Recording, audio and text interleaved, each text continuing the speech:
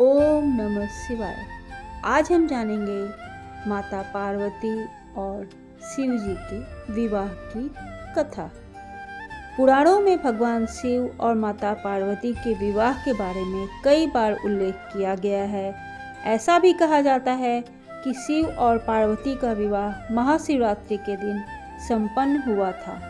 महाशिवरात्रि का त्यौहार आने को है और सभी भक्तों को महाशिवरात्रि की ढेर सारी शुभकामनाएं। पुराणों में ऐसा दावा किया गया है कि महाशिवरात्रि के त्यौहार पर ही भगवान शिव और माता पार्वती का विवाह संपन्न हुआ था।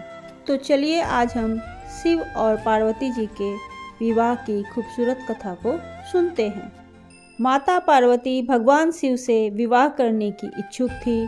सभी देवतागण भी इसी मत के थे कि पर्वत राजकन्या पार्वती का विवाह शिव से होना चाहिए।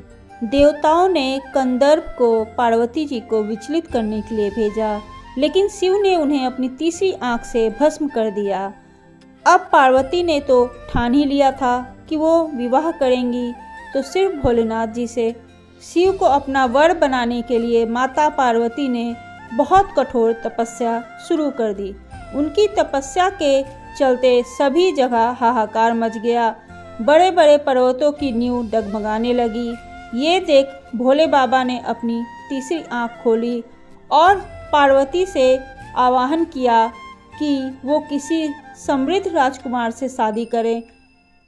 शिव ने इस बात पर भी जोर दिया कि एक तपस्वी के साथ रहना आसान नहीं होगा, लेकिन माता पार्वती तो अडिग थी। उन्होंने साफ कर दिया था कि वो सिर्फ भगवान शिव से ही विवाह करेंगी। अब पार्वती जी की ये जिद देखकर भोलेनाथ पिघल गए और उनसे विवाह करने के लिए राजी हो गए। शिव को लगा कि पार्वती उन्हीं की तरह हठी हैं, इसलिए यह जोड़ी अच्छी बनेगी। अब शादी की तैयारियां जोरों से शुरू हो गईं, लेकिन समस्या ये थी कि भगवान शिव एक तपस्वी थे और उनके परिवार में कोई सदस्य नहीं था। लेकिन मान्यता ये थी कि एक वर को अपने परिवार के साथ जाकर वधू का हाथ मांगना पड़ता है। अब ऐसी स्थिति में भगवान शिव ने अपने साथ डंकनियों, भूत प्रेत और चुड़ैलों को साथ ले जाने का निर्णय किया। तपस्वी होने के चलते शिव इस बात से अवगत नहीं थे कि विवाह के लिए किस प्रकार से तैयार हुआ जाता है, तो डंकनियों और चुड़ैलों ने उनको भस्म से सजा दिया और हड्डियों की माला पहना दी। अब ये अनोखी बारात पार्वती जी के द्वार पहुंची। सभी देवता हैरान रह गए। वहां खड़ी महिलाएं भी डर कर भाग गईं। भगवान शिव के इस विचित्र रूप को देखकर पार्वती जी की मां ने विवाह करने से मना कर दिया।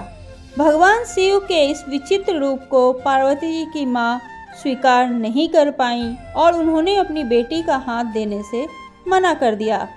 स्थितियां बिगड़ती देख पार्वती जी ने शिव से प्रार्थना की कि वह उनके रीति रिवाजों के मुताबिक तैयार होकर आएं। शिव ने उनकी प्रार्थना स्वीकार की और सभी देवताओं को फरमान किया कि वो उनको खूबसूरत रूप से तैयार करें। ये सुनकर सभी देवता हरकत में आ गए और वो शिव को तैयार करने में जुट गए। भगवान शिव को दैवीय जल से नहलाया गया और रेशम के फूलों से सजाया गया। थोड़ी ही देर बाद भोलेनाथ कंदर्प से भी ज़्यादा सुंदर लगने लगे और उनका गोरापन तो चांद की रोशनी को भी मात दे रहा था। जब भगवान शिव इस दिव्य रूप में फिर से बारात लेकर पहुँचे, तो पार्वती जी की मां ने उन्हें तुरंत स्वीकार कर लिया और ब्रह्मा जी की उपस्थिति में विवाह समारोह शुरू हो गया। माता पार्वती और भोले बाबा ने एक दूसरे को वरमाला पहनाई और उनका विवाह संपन्न हुआ। तो ये थी माता पार्वती और भगवान शिव के विवाह की कहानी। आपको ये कहानी कैसी लगी?